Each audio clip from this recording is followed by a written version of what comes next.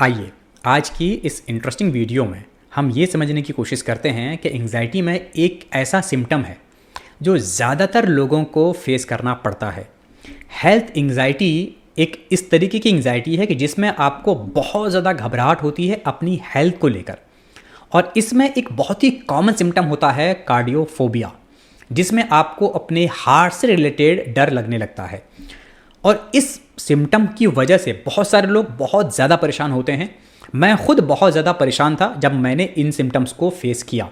मुझे अलग अलग तरीके से चीज़ें फेस करनी पड़ती थी। मैं अलग अलग तरीके से चीज़ों को देखकर घबराता था, और बहुत ही कमाल की लेवल की वो घबराहट होती है। सिंपल सी बात है, जो इस चीज़ को फेस करता है केवल वही इस बात को सही मायनों में समझ पाता है, वरना अगर किसी और को आप समझाने की कोशिश करेंगे तो शायद वो इस बात को बिल्कुल भी ना समझे और उनको लगे कि यार ये क्या फालतू की बातें हैं।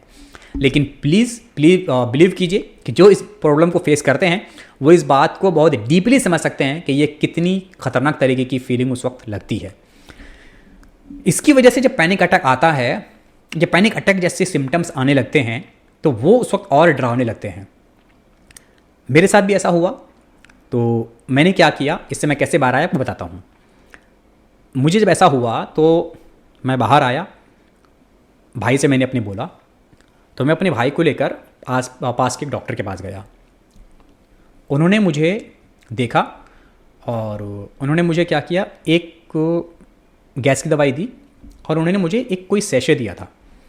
वो सैशे नॉर्मल क्या था, मेरे ख्याल से वो कुछ वो था, क्या कहते हैं उसको, अमाइनो एसिड वाला सैशे होगा, कुछ ऐसी था वो। उन्होंने बोला कि ये दोनों ले लो।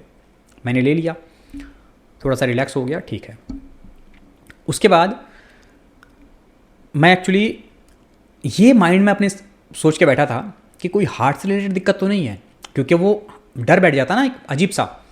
अब वो डर और घबराहट ज़्यादा होने लगी। तो फिर एक्चुअली मैंने प्लान किया कि किसी हार्ट वाले को दिखा लेता हूँ एक बार, क्योंकि जब तक उसको दिखाएंगे नहीं तब तक अंदर सुकून नहीं मिल रहा होता है। तो मैंने कहा चलो एक बार दिखा लेते हैं। डिस्कस किया घर पे, बोले ठीक है चलो दिखा लो।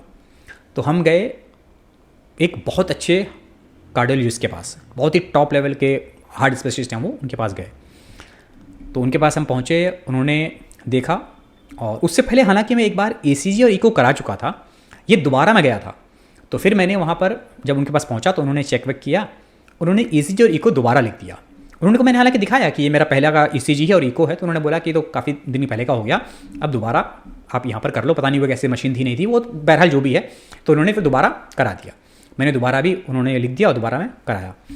जाके दोबारा मैं ECG और इको करा के आया। तो अच्छा एक चीज़ बताऊँ, जब मैं ECG करा रहा था और जब मैं इको करा रहा था, आप बिलीव नहीं करोगे, जो वहाँ पर इको करने वाले ECG करने वाले जो मतलब पर्सन होता है, जो मतलब वो ट्रेनिंग होते हैं, अब क्या कहते हैं इसको, उनको टेक्नीशियन होते हैं, मैं उनसे भी पूछ रहा था कि सब कुछ ठीक तो है ना, सब कुछ मतलब नॉर्मल है, सब कुछ ठीक है। मतलब आपके अंदर इतनी क्यूरियोसिटी हो जाती है कि आप हर बंदे से ये बस कंफर्म करना चाह रहे होते हो कि आप बिल्कुल ठीक हो या नहीं हो। तो मैं उस टेक्नीशियन से भी पूछ रहा हूँ क्या हाँ सब कुछ ठीक है ना। बंदा कह रहा हाँ सब ठीक है, नॉर्मल है, कोई दिक्कत नहीं है। सब कुछ हो गया, सब कुछ करा के वापस आया। आने के बाद जो है डॉक्टर ने मुझे 3 तरीके की दवाइयाँ दी। पहली दी उन्होंने मुझे, मेरी हार्ट बीट थोड़ी सी ज़्यादा थी तो उसकी वजह से उन्होंने दवाई दी। और वो हार्ट बीट मेरी ज़्यादा क्यों हुई वो भी मैं आपको बताता हूँ, कि वो हार्ट बीट मेरी ज़्यादा क्यों हुई थी, जहाँ तक मुझे लग रहा है। क्योंकि देखिए नॉर्मली हार्ट बीट तो सबकी ठीक ठाक ही होती है, लेकिन मेरी हार्ट बीट उस वक्त इतनी ज़्यादा क्यों हो गई थी वो मैं आपको बताऊँगा। तो उसके बाद उन्होंने मुझे हार्ट बीट थोड़ी सी नॉर्मल हो उसके लिए दवाई दी। उन्होंने मुझे एक गैस्ट्रिक की दवाई दी और उन्होंने एक शायद एंग्जाइटी की दवाई दे दी। अब हुआ क्या कि उस वक्त मुझे एक्चुअली में ये पूरा कंफर्म नहीं था कि एंग्जाइटी की दवाई से क्या इफ़ेक्ट होता है। मैंने एंग्जाइटी की दवाई ले ली और हार्ट बीट वाली भी ले ली, गैस की भी ले ली, लेके आ गया। आया उसके बाद उन्होंने बोला कि 15 दिन या 10 दिन बोला कि खाओ, खा के वापस आना।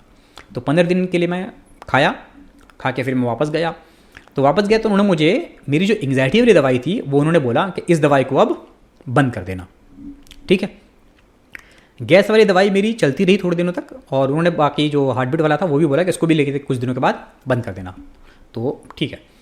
फिर मैंने अपने पास के जो लोकल डॉक्टर हैं शायद उनसे भी डिस्कस किया, या मेरे जो फैमिली में हैं डॉक्टर उनसे डिस्कस किया। तो हमारे केसेस में डिस्कस किया था, तो उन्होंने बोला था कि ये जो हार्ट वाली दवाइयाँ हैं ये ज़्यादा लंबा नहीं चलना चाहिए, थोड़े दिन चलाओ, बंद कर दो, ठीक है।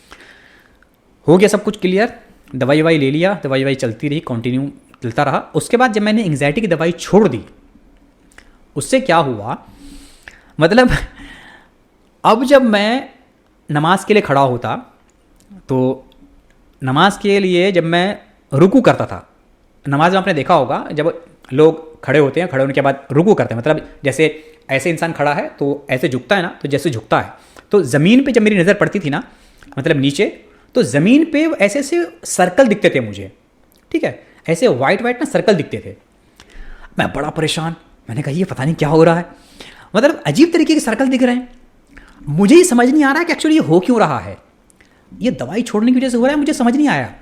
और देख रहा हूँ सर्कल दिख रहे हैं, मैंने कहा यार ये तो एक अलग ही चीज़ शुरू हो गई है। तो बड़ा परेशान हुआ, मैंने कहा क्या हुआ नहीं हुआ। तब जो है मेरे पास जो आसपास डॉक्टर हैं उनके पास गया, उनको बताया, तो उन्होंने शायद मुझे बताया कि हाँ ये इसी वजह से हो सकता है। अच्छा, और उन्होंने बोला कि दवाई अच्छी चीज़ नहीं होती है। ठीक है, तो दवाई तो खैर बंद कर दी थी, तो उन्होंने मुझे डायरेक्ट बंद नहीं करनी चाहिए थी, धीरे धीरे करके बंद करते, डायरेक्टली बंद कर दी, ये गलती होती है।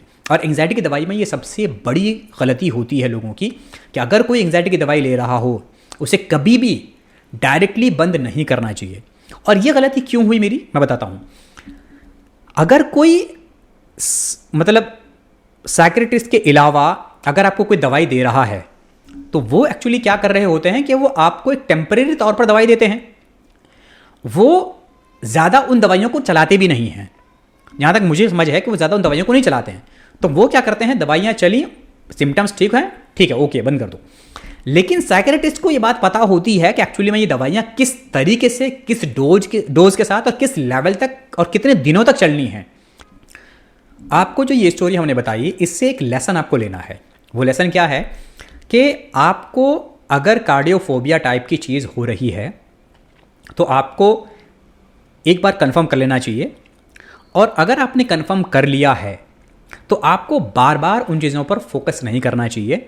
आपको फोकस ये करना चाहिए कि आप उन ट्रिगर पॉइंट से खुद को कैसे बचाएं। मतलब यह है कि आपको उन जगहों पर उन चीज़ों को देखने से, उस तरीके के कंटेंट को कंज्यूम करने से खुद को रोकना चाहिए। क्योंकि होगा क्या कि आपने एक बार तो ईसीजी करा लिया, आपने एक बार इको करा लिया, आपको उस पर डाउट था, दोबारा आपने इको कराया, दोबारा आपने ईसीजी कराई, तब तो आपको कंफर्म हो गया ना। दूसरी चीज़ ये आप समझिए कि एक स्पेशलिस्ट ने आपको बोला कि भाई आप बिल्कुल ठीक हो, दूसरे ने भी आपको बोल दिया कि आप बिल्कुल पूरी तरीके से ठीक हो, तो अब आप ठीक हो। जब रिपोर्ट्स आपकी कह रही हैं आप ठीक हो, उनके जो टेस्ट हैं वो कह रहे हैं ठीक हो, जब उनका जो एक्सपीरियंस है उसके बेसिस पे भी वो आपको कह रहे हैं कि आप ठीक हो, तो आपको ऐसा आखिर क्यों लग रहा है कि आप ठीक नहीं हो। अच्छा, एक एग्जाम्पल के तौर पर सोच कर देखो कि अगर एक पॉइंट भी मान लो कि ऐसा लगता है कि आप ठीक नहीं हो, ठीक है, जो कि ऐसा है नहीं, लेकिन अगर आपको फिर भी लग रहा है कि आप ठीक नहीं हो, तो आपको क्या लगता है कि अब कैसे ठीक हो, पता चलेगा कि आप ठीक हो। आप खुद पूछ के देखो खुद से, आपको कैसे पता चलेगा कि आप ठीक हो या आप ठीक नहीं हो। उसका कोई टेस्ट करोगे ना आप। अगर आप मान लो उसके अलावा कोई फर्दर और भी टेस्ट करा लेते हो, अगर ये एंग्जाइटी से जुड़ा हुआ प्रॉब्लम है, तो इससे जुड़ा हुआ अगर आप और भी कोई टेस्ट कराओगे ना, उसके बाद भी आपको यही लगने वाला है कि आप ठीक नहीं हो, और ये टेस्ट उतना सही नहीं है। क्योंकि एंग्जाइटी में यही एक सबसे बड़ा प्रॉब्लम रहता है कि आपको टेस्ट पर उतना ज़्यादा बिलीव नहीं होता है।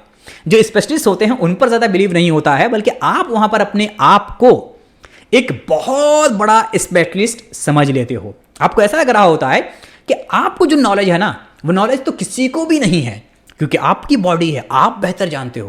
भाई ये सच है कि आप अपनी बॉडी को बेहतर जानते हो, लेकिन ये भी तो सच है कि जो डेटा आपको सामने दिख रहा है, अच्छा कोई चीज़ जो आपके सामने दिख रहा है, अब आपके एक पूरा दिन है, ठीक है, पूरी दुनिया कह रही है दिन है, अब आंख बंद करके आप बैठे हो, आप कहो नहीं नहीं नहीं रात है, नहीं रात है, देखो मुझे तो कुछ दिख ही नहीं रहा, मुझे तो रात दिख रहा है। अरे भाई आंखें खोलो तो सही। अगर आप आंखें बंद करके बैठोगे तो आपको तो रात ही दिखेगी ना। अब सब बोल रहे हैं कि दिन है, हर तरफ से पता चल रहा है कि हाँ भाई दिन है, सूरज निकला हुआ है, लेकिन आप फिर भी रात कहोगे, तो ये क्या है कि आप आंख बंद करके बैठे हो। तो अगर आप एंग्जाइटी में हो तो आप ये समझो कि आप एंग्जाइटी में हो, आपको कार्डियोफोबिया है, आपको हार्ट से रिलेटेड इश्यूज नहीं है, आपको कार्डियोफोबिया है। और ये क्यों है? क्योंकि आपको एंग्जाइटी है। तो एंग्जाइटी का ट्रीटमेंट करना है आपको, हार्ट का ट्रीटमेंट नहीं करना है। यहां दिक्कत क्या है लोगों को कि ट्रीटमेंट किस चीज का करना भी पता नहीं होता।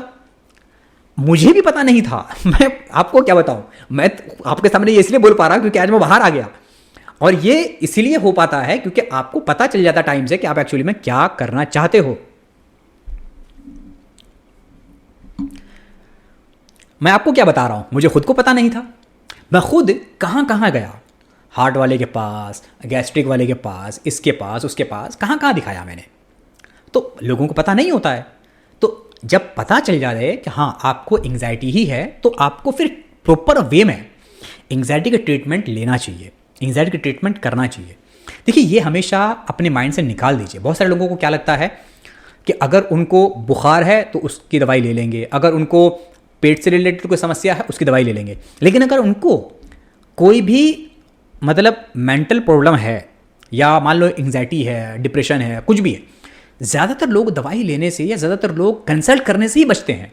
मतलब वो कंसल्ट ही नहीं करना चाहते। उनको ऐसा लग रहा होता है कि मैं बस अपने आप से ये करूँगा, वो करूँगा, ठीक हो जाऊँगा। आप ठीक हो जाओ, ये हम चाहते हैं कि आप ठीक हो जाओ, बिल्कुल ठीक हो जाओ। लेकिन आप एक चीज़ खुद सोच के देखो ना, कि अगर आपने एक लंबे समय से ट्राई किया है, लंबे समय से आपने कोशिश करी है, 1 साल 2 साल आपने निकाल दिए हैं, और आप फिर भी सही नहीं हो पा रहे हो, तो क्या गलत है कि आप किसी साइकियाट्रिस्ट से कंसल्ट कर लो? क्या गलत है कि किसी साइकोलॉजिस्ट से मिल लो? भाई आप ठीक हो जाओगे ना, आपको ठीक ही करने की कोशिश करेंगे ना वो। अगर आप ठीक होना चाह रहे हो तो आपको स्टेप तो लेने पड़ेंगे। अगर आप ये सोचो कि आपको स्टेप भी ना लो और आप ठीक भी हो जाओ, तो थोड़ी सी कड़वी बातें हैं, लेकिन सच्चाई ये है कि आपको कुछ करना पड़ेगा। अगर आप कुछ नहीं करेंगे और इधर उधर भटकते रहेंगे तो उससे जल्दी ठीक नहीं होंगे। ठीक होने के लिए आपको उसका इलाज प्रॉपर वे में कराना पड़ेगा। तो प्रॉपर वे में इलाज कराइए और जल्दी से जल्दी ठीक हो जाइए। हमारी बस यही उम्मीद है कि आप भी ठीक हो जाएं और ठीक होकर अपनी लाइफ को एंजॉय करें, क्योंकि लाइफ में मेरे दोस्त बहुत कुछ है करने को। ये एंग्जाइटी के चक्कर से बाहर आइए, फिर आपको दिखेगा कि लाइफ में करने के लिए कितनी सारी चीज़ें हैं जो आपको करनी चाहिए। तो लाइफ में वो उन चीज़ों पर फोकस करिए, फिर उसके बाद जो है आप देखेंगे कि आपकी ज़िंदगी कितनी खूबसूरत है। तो बस इस बात का ध्यान रखिए कि अपना जो ये फोबिया वगैरह है, इसको थोड़ा सा उन चीज़ों से दूर रहिए जो चीज़ें इस चीज़ को ट्रिगर करती हैं। ट्रिगर वाली चीज़ों से थोड़ा दूर रहेंगे तो आप थोड़ा सा ज़्यादा शांत रहेंगे। तो मिलते हैं अगली वीडियो में। Thank you so much.